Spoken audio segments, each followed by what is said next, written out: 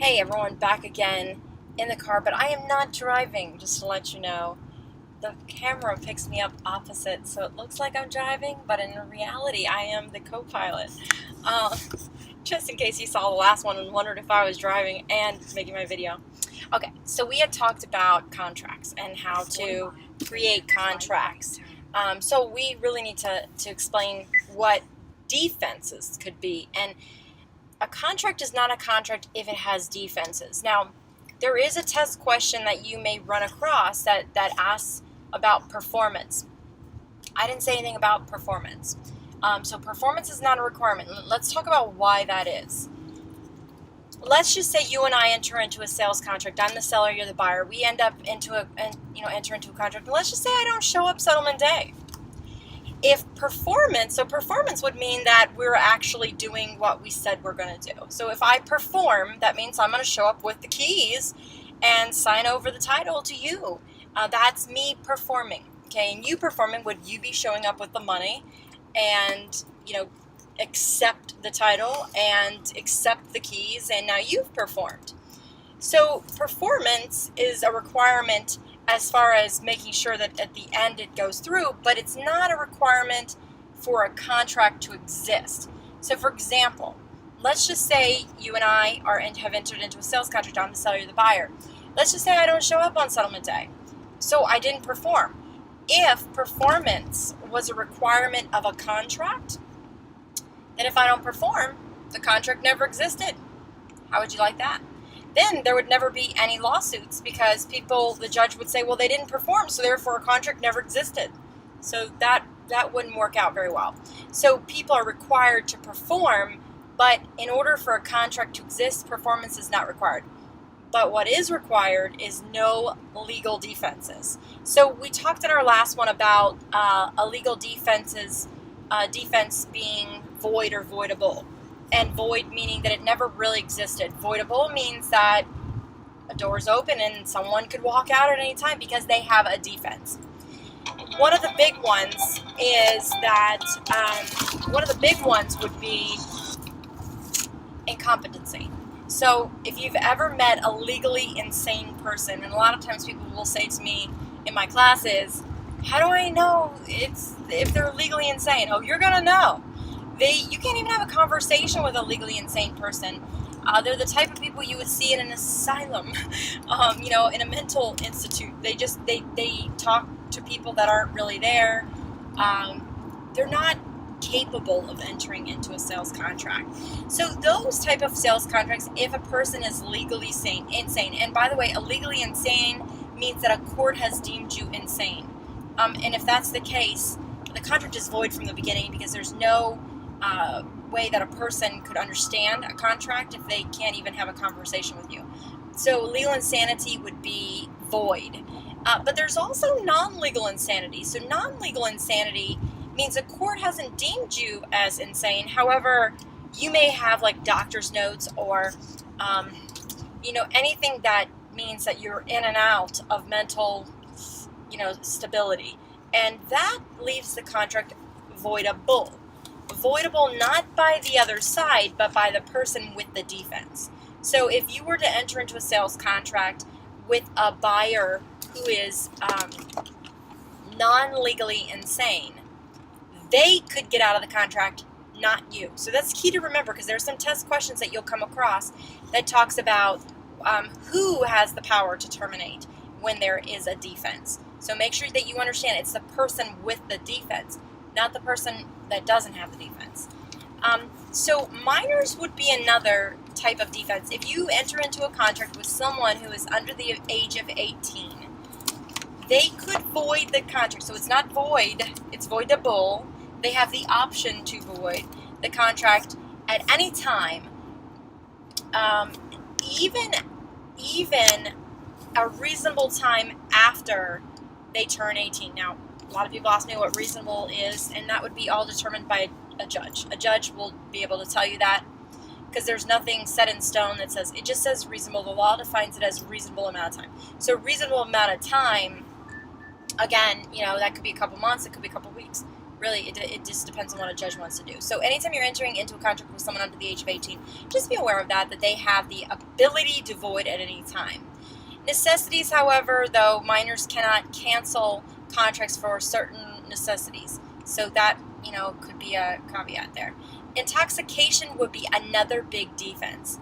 Okay, first of all, if you're going to work with clients, you never want to drink, before showing houses or during contract. A lot of times people will say, oh, I take my clients out, we have a glass of wine. I'm like, yeah, that's not going to work. You're going to have the glass of wine after you have your sales contract signed, because you want them to be, not intoxicated and completely aware of what is going on while you're explaining the contract to them. It's very, very important that they understand. So intoxication, now remember, if a person was intoxicated, that they can later claim that they were intoxicated, and that gives them a defense and it gives them a way out of the contract. The bigger ones, though, are fraud. So let me explain to you how this works. Let's just imagine you're in a situation where you yourself are buying a house, and you ask the seller, hey, Mr. Seller, Mrs. Seller, has the basement ever leaked? And they say to you, no, the basement has never leaked. That's called fraud if the basement has really leaked and they're aware of it. No one's allowed to lie, okay? So fraud really is that you're trying to gain an unfair advantage over someone else by deceiving them. Not right, not fair, not legal. So we have to make sure that fraud doesn't exist. And if fraud does exist, it could leave the contract in a voidable state. It's not void, it's voidable on the person who was deceived, by the person who was deceived, not the person who is deceiving. So there's two types of fraud that you really need to be aware of: fraud in the inducement and fraud in the factum. So fraud in the inducement would be you're concealing material facts, such as, remember we talked about the basement flooding.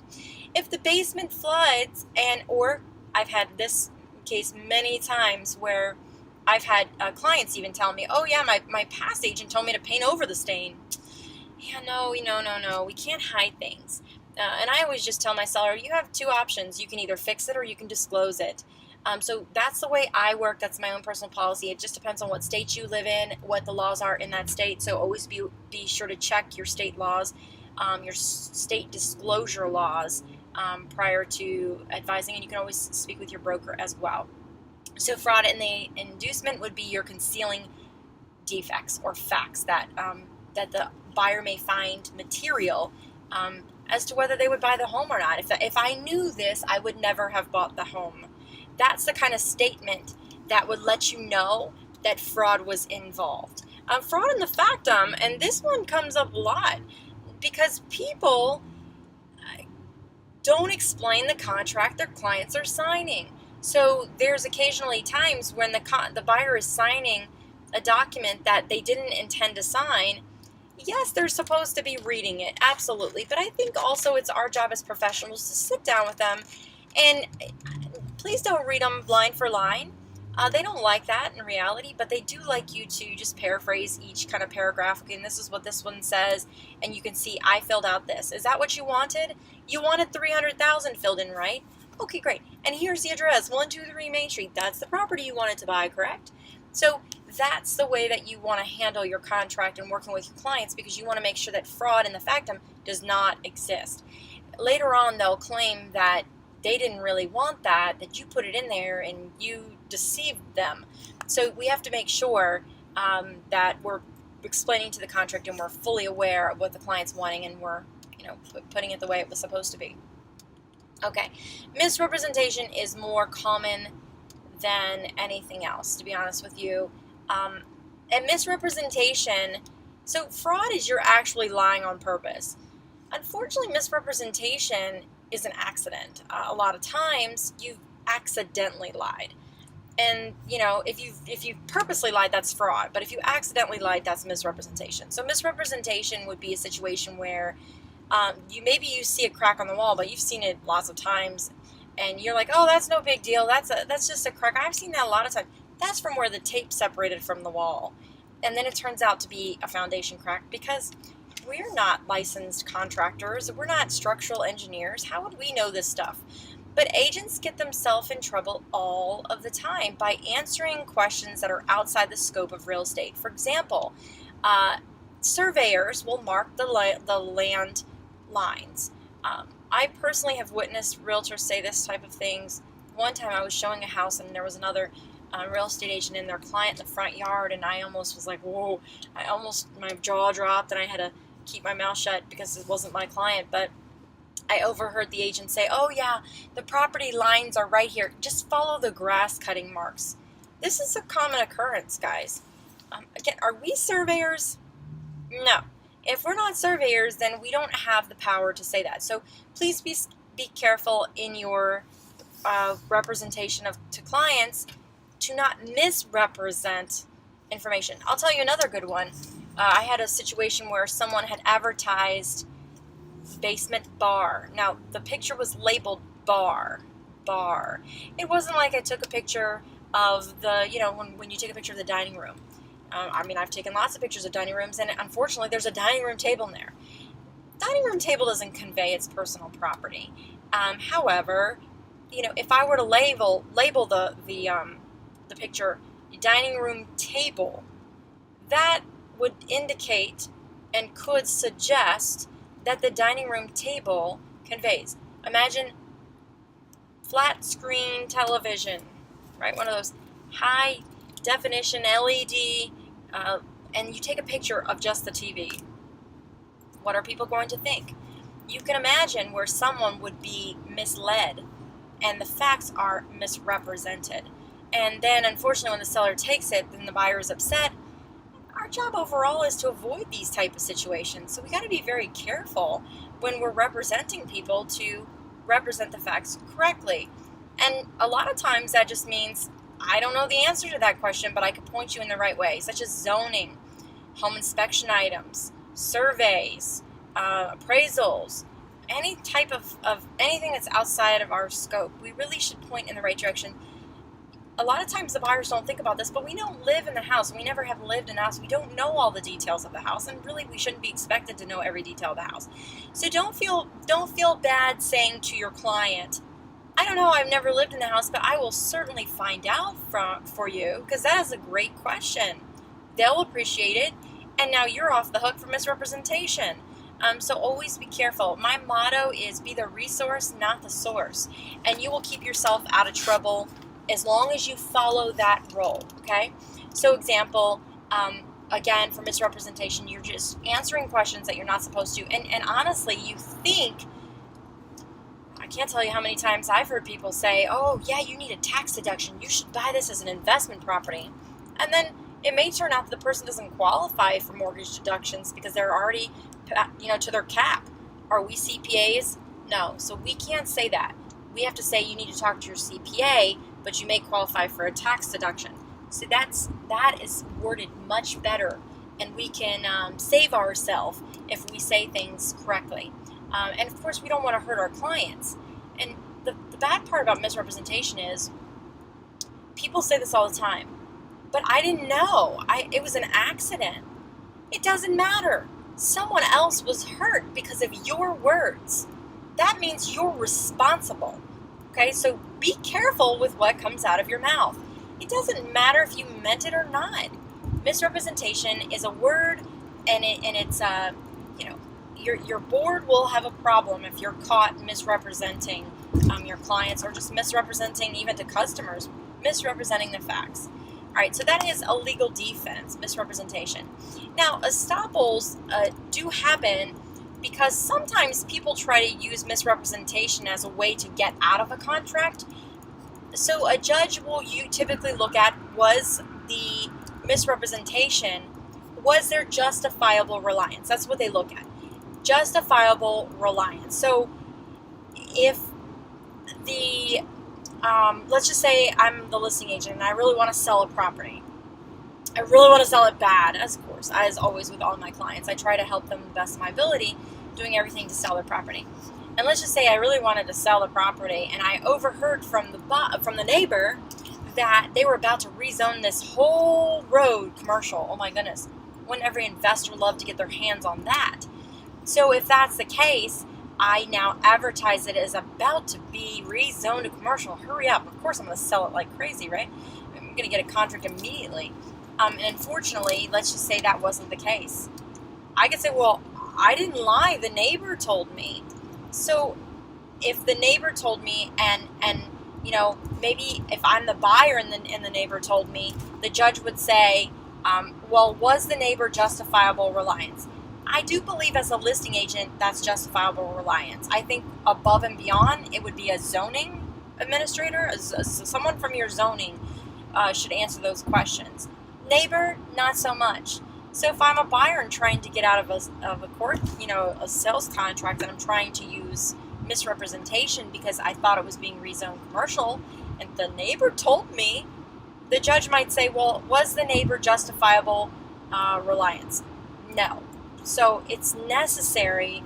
Justifiable reliance is necessary in an estoppel defense. So just to let you guys know that. And of course, they're going to issue a certificate if that's the case. And again, you'd have to go to court to do all of this, just to let you know. I think even more than misrepresentation are mistakes. So I kind of took them from the least common all the way to the most common. And the most common, again, would be mistakes. People just accidentally write the wrong address on the contract.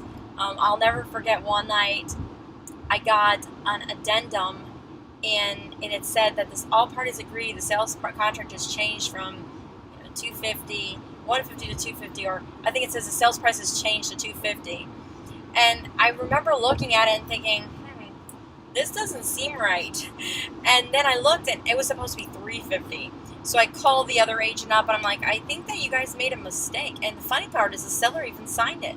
So not only did the agent miss it, typed it wrong, gave it to his clients, and his client signed it.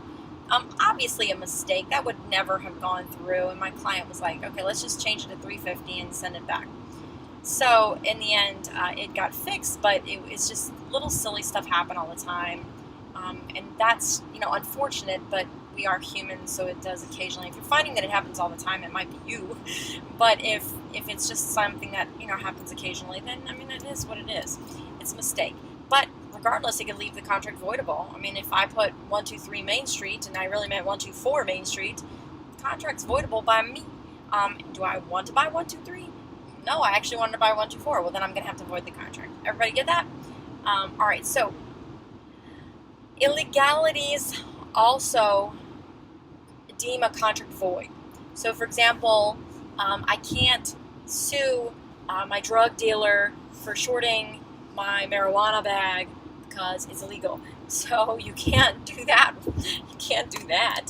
So contracts for illegal acts are void. They don't exist to begin with.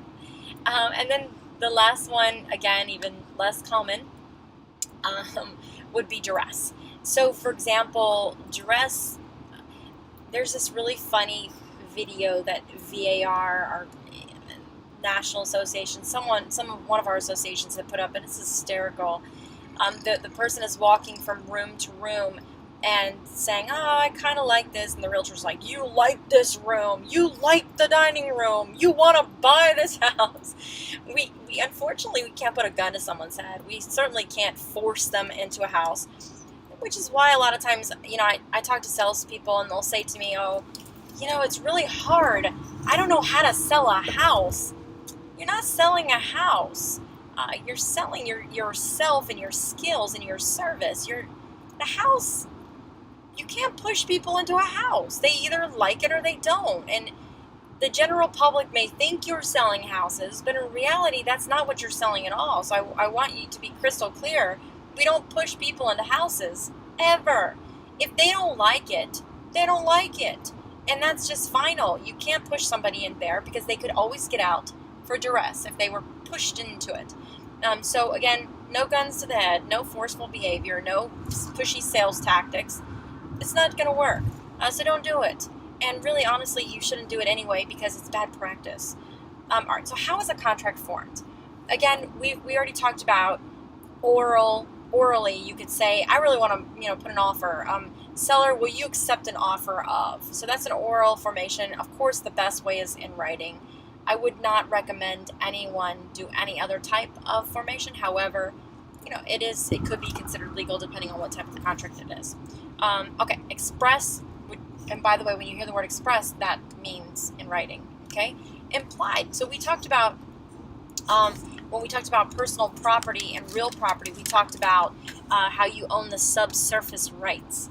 If you own the subsurface rights and I want to sell or lease the mining rights to my property, it is implied that you have access to my property. So I might give you an easement to the property because it's implied. Maybe I didn't put it in writing. Maybe it's just implied, because how are you going to mine from the streets? So occasionally, and in some states as well, agency relationships could be implied as well. You start, as they say, walk like a duck, talk like a duck, you are a duck. If you're showing houses and talking about someone's best interests, you may be seen as an agent. So if you intended to do that, great. If you didn't intend to do that, that's bad. But anyway, it's implied that you are the agent. So it does happen. There are two kind of different stages of contracts. You could have, there's stages in the contract, but then there's types of contracts. So one of them I want to talk about is bilateral versus unilateral. Unilateral contracts are one person making promises, not two people, one person. So, for example, I will pay you $500 to find my dog. Did you promise me you're going to find my dog? No. I'm just promising you that if you do find my dog, that I will pay you $500. So that's unilateral, one person making a promise. Bilateral, however, is two people making a contract. So, for example, I'm willing to pay $200,000 if you are willing to sell me your home, transfer title, and provide me keys, grant me possession. So that's two people making an agreement. So there's two parties to the contract, or it's a bilateral agreement. That's a big deal. So you need to understand what type of agreement you have. And as I already mentioned, performance is you doing what you said you were going to do. Now, a few minutes ago, I also talked about different modes of a contract, or different stages of a contract. So once a contract becomes ratified, we call that the transaction time frame. So most real estate professionals, you'll hear them call the transactional time period. You can also hear it called the executory mode. So it's in the process of being executed. And performance and executed are interchangeable. They're the same word. If you've performed, you've also executed. So that's, it's a fully executed contract. So again, your local area may use different kind of terminology, but it all means the same when it comes to contract law. Once you've ratified your contract, we can't go to settlement right away. I wish, but we can't. We've got to go through all of our inspections and the loan process and everything else. So there's a transitional time period. We call it transaction. You can call it the executory mode. And once you have performed, you've also executed the contract. Okay? Now, during that transaction time period, there are contingencies, otherwise known as conditions, in a lot of sales contracts. So, for example, I will buy your home if the lender is willing to give me a loan. I will buy your home when I get a home inspection and it shows that your home is in really good shape. I will buy your home unless the appraiser says that the value is not right. I will buy your home provided that you throw in the home warranty. See, these are all conditions, otherwise known as contingencies. So your contract may have contingencies in it, and those are what we have to go through the executory mode to remove those one at a time. So we want to do our home inspection so we can remove that condition and go through all of the other conditions of the contract. So if you're wanting to create a contract with conditions, make sure that your contract is written with them. If not, again, talk to your broker and see what you could do to add them, because those are really designed for the buyer's protection. I occasionally have a seller sometimes that asks for one as well, so we've got to make sure that those are added in. The proper paragraphs are added in. Okay, so those are your conditions and how it works. Now, another important part of a contract is kind of to follow the times. So if your contract says time is of the essence, and which most contracts do, then we're supposed to strictly follow those time frames. So for example, if I said closing is on July 2nd, closing is supposed to be on July 2nd. That's really when you're supposed to have it. And if you go past it, then you're in breach of sales contract. So other than that, if your contract doesn't say time is of the essence, it means a reasonable time thereafter. So around that time. I understand how it works in real estate, because trust me, I wish that closings always happened on time. Unfortunately, a majority of the time they just have some kind of issue that pops up, and it just unfortunately sometimes we end up having to delay settlement. It just seems to be a common occurrence for whatever reason. So with that in mind, our contract at least says it says on or before, and then you fill in a date. So be aware of what your sales contract actually says, but if it does say time is of the essence, you're supposed to strictly follow those time frames. Okay, that's very, very important. And that pretty much covers what our section about contracts. And our next section will be talking about, who can perform and other requirements that come into contract laws. Okay, we'll talk soon.